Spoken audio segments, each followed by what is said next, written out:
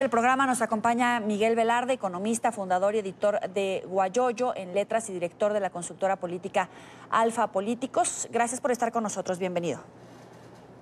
A ti, Joel, y gracias por la invitación, un gusto estar con ustedes.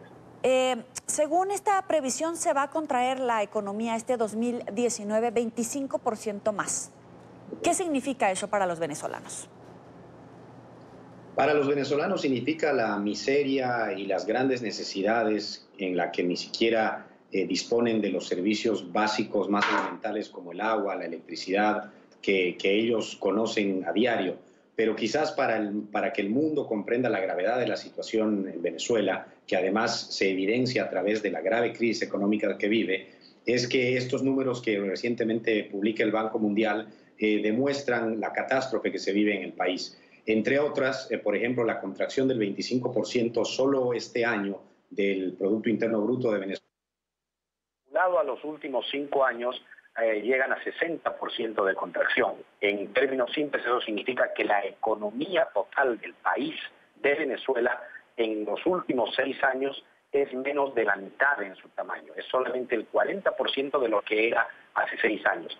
Los países de la región hoy en día, Joel, crecen en 1, 2, 3, 4%. Perú está creciendo en 3%, igual que Bolivia, 3, 4%. Entonces Venezuela solo este año va a decrecer en 25%. Y te repito, en los últimos 6 años el decrecimiento del PIB ha sido más del 60%.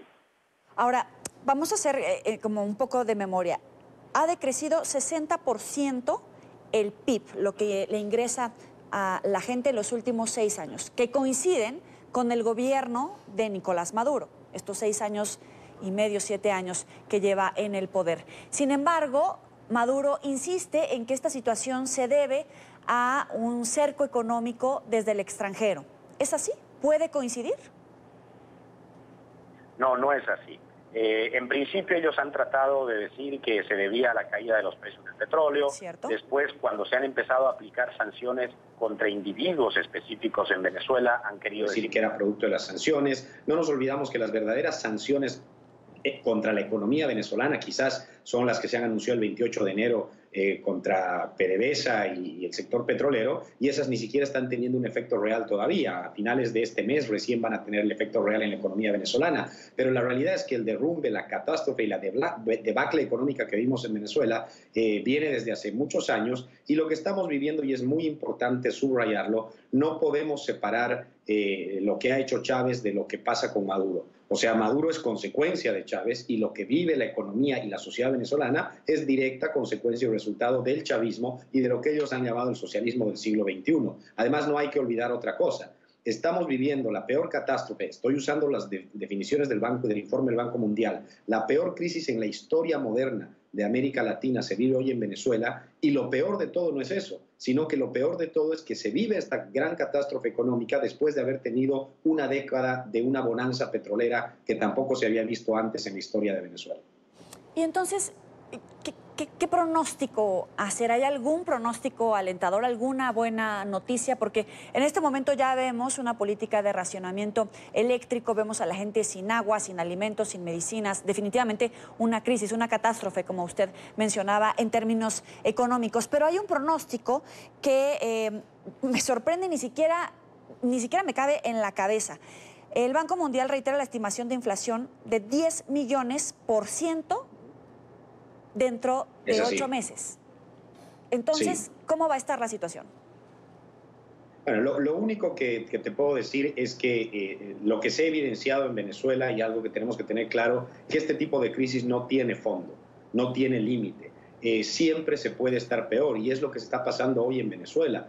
Cuando yo recuerdo que hace 4 o 5 años, cuando Venezuela ya tenía la inflación más alta del mundo, nosotros los economistas, al terminar cada año, hablábamos de la inflación de 200, 300%, y para los venezolanos ya era terrible vivir en una situación así. Y advertíamos, si el próximo año no se cambia el modelo, no se hacen tales ajustes, etcétera, lo que estamos viviendo no va a ser nada a comparación de lo que vamos a vivir en un año. Y así fueron pasando los años y ahora Venezuela ha cerrado el año pasado, según el mismo Banco Mundial, con una hiperinflación de 1.370.000%, y lo que se pronostica, como tú bien dices, para finales de este año, si no se cambia el modelo, van a ser más de 10 millones%. ¿Cuál puede ser el pronóstico para el 2020 si es que se mantiene esta desgracia en Venezuela?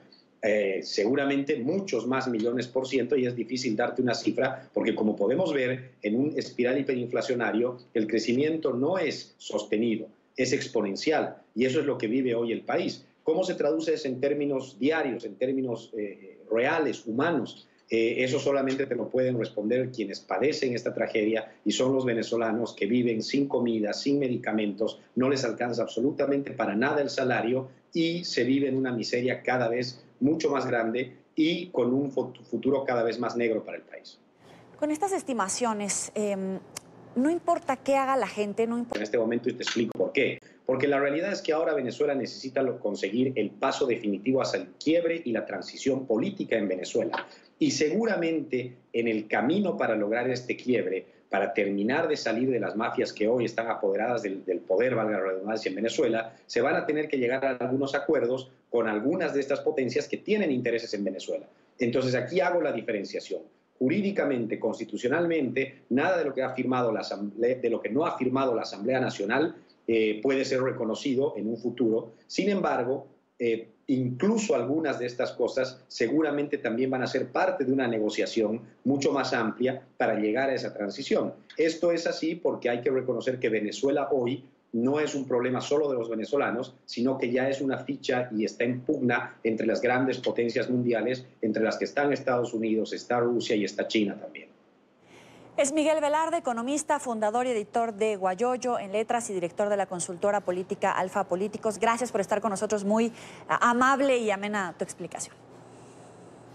A ti, Joely, por la oportunidad siempre. Gracias, un saludo. Hasta luego.